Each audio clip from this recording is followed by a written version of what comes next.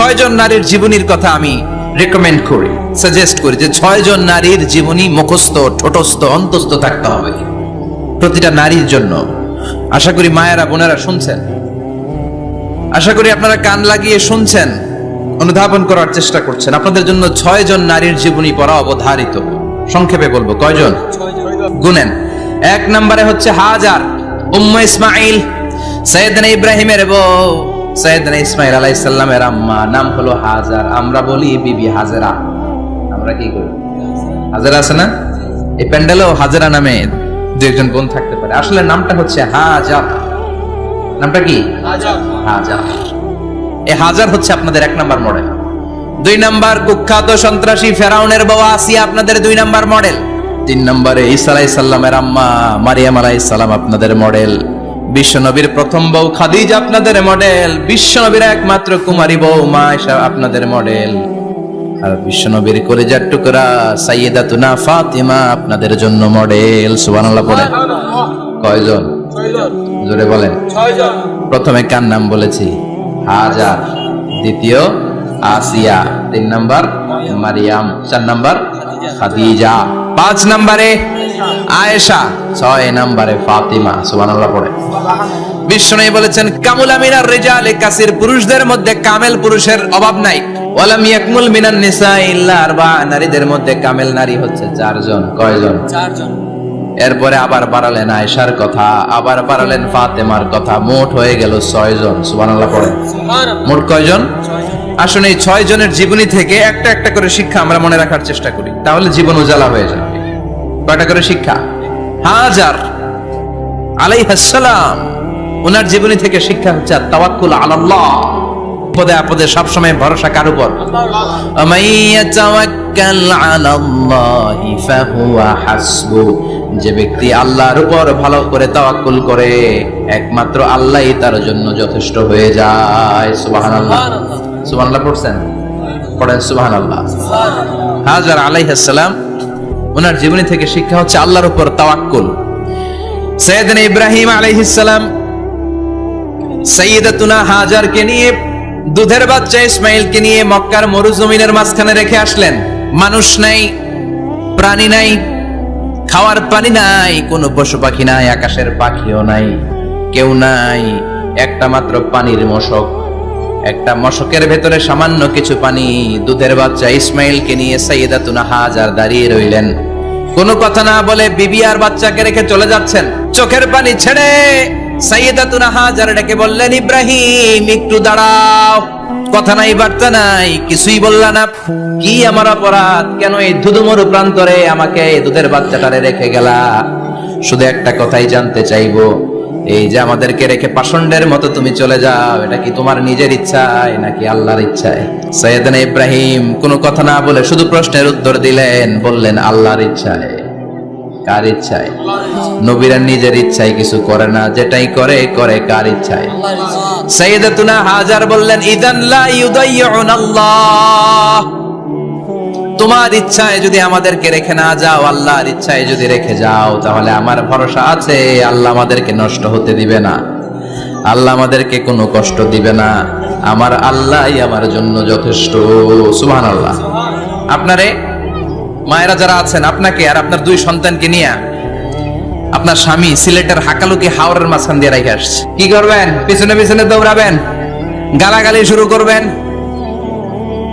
যদি বলে আল্লাহর ইচ্ছায় তোমারে রেখে গেলাম, জীবনেও মানতে চাবেন না, বলবেন তোরেও বাদ দিলাম, তোর আল্লাহরেও বাদ দিলাম। আছে না নাই?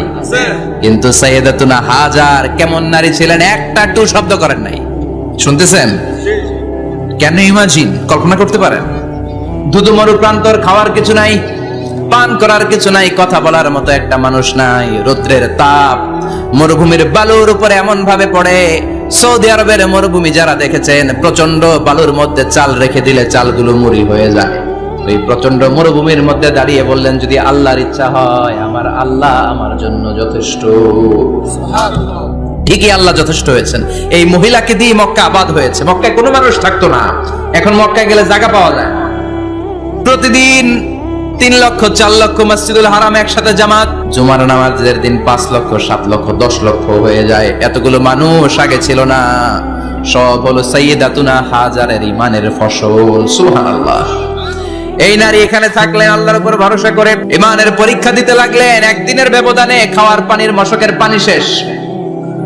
ইসমাইল আলাইহিস সালামের পায়ের ধাক্কায় জমজমের পানি এলো। জুরহুম নামক একটা গোত্র যাচ্ছিল, তারা এসে ওনার হাতে মুরিদ হলো। সুবহানাল্লাহ।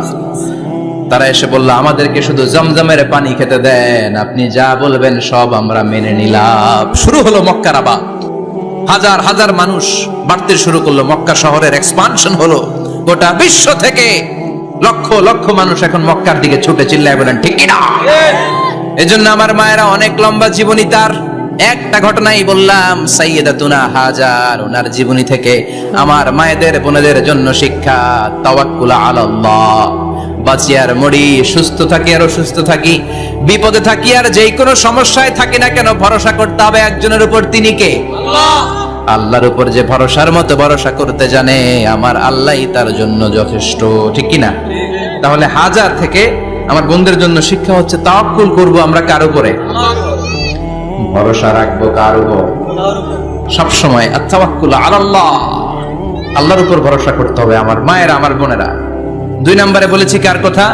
আসিয়া রাদিয়াল্লাহু তাআলা আনহা আলাইহাস সালাম, ফেরাউনের স্ত্রী। এই মহিলা অনেক দামি মহিলা, মুসা আলাইহিস সালামের পালক মা। সুবহানাল্লাহ পড়েন। নিজের সন্তান ছিল না, সাইয়েদনা মুসা আলাইহিস সালামকে মায়ের মতো লালন পালন করেছেন। গোপনে গোপনে মুসা আলাইহিস সালামের উপর ঈমান এনেছেন। গোপনে গোপনে রাত্রিবেলা তাহাজ্জুদ পড়ে চোখের পানি ছেড়ে চাইতেন কার কাছে? ফেরাউনের বউ আর ফেরাউনের ফিনান্স মিনিস্টার, অর্থমন্ত্রীর বউ, দুইজন লুকিয়ে কালিমা পড়ে মুসলমান। ফেরাউন কিছু জানে না। সুবহানাল্লাহ। কি আল্লাহর খেলা! ফেরাউন লক্ষ লক্ষ বনী ইসরাইলের ছোট্ট বাচ্চাকে জবাই করেছে একটা বাচ্চাকে ঠেকানোর জন্য। নাম কি? মুসা। আর ফেরাউনের ঘরে আল্লাহ মুসাকে বড় করলেন। কোন? সুবহানাল্লাহ। লুকিয়ে লুকিয়ে ঈমান আনলো। ফেরাউনের বউ আসিয়া, অর্থমন্ত্রীর বউ, দুইজন মিলে ফেরাউনের কাছে ঘটনা পৌঁছে গেল, খবর পৌঁছে গেল। ফেরাউন ডেকে পাঠালো। দুধের বাচ্চাকে নিয়ে ফেরাউনের অর্থমন্ত্রীর বউ হাজির। কুখ্যাত সন্ত্রাসী ফেরাউনের নিজের বউ আসিয়াও হাজির। ফেরাউন বলে, এক আল্লাহর উপর কুফরির ঘোষণা দে, আল্লাহকে ভুলে যা, আমার পায়ের সামনে সেজদা দে, আমি মাফ করে দেব। আসিয়ার এক কথা, জীবন যাবে কিন্তু ঈমান যাবে না। ফেরাউনের অর্থমন্ত্রীর স্ত্রীরও এক কথা, যে আল্লাহর কাছে আমরা মাথা নত করেছি, পৃথিবীর কোন শক্তির কাছে ওই মাথার নত হতে পারে না। ফেরাউন বলল, তাই নাকি? দেখি তোদের ঈমানের পাওয়ার কত বড়। অর্ডার করলো, বিশাল বড় পাতিল নিয়ে আসো, কড়াই নিয়ে আসো, কড়াই ভর্তি তেল গরম করতে শুরু করো। টকবক টকবক করে কড়াইয়ের মধ্যে গরম তেল। ফেরাউন বলে, ও অর্থমন্ত্রীর স্ত্রী, তোমারে অনেক ভালো জানতাম, এখনই আমার পায়ের সামনে সেজদায় লুটিয়ে পড়ো, আল্লাহরে ছাড়ো, আমি তোরে ছেড়ে দেব। অর্থমন্ত্রীর বউ বলে, এত সোজা না। সুবহানাল্লাহ বলে। কি ঈমান? ঈমানের পথে অবিচল থেকে আমার মরণ যেন হয়, তোমারই কাছে মিনতি আমার, তোমারই কাছে মিনতি আমার, মহামহিম দয়াময়, ঈমানের পথে অবিচল থেকে আমার মরণ যেন হয়। পড়েন আমিন। আবার পড়েন আমিন।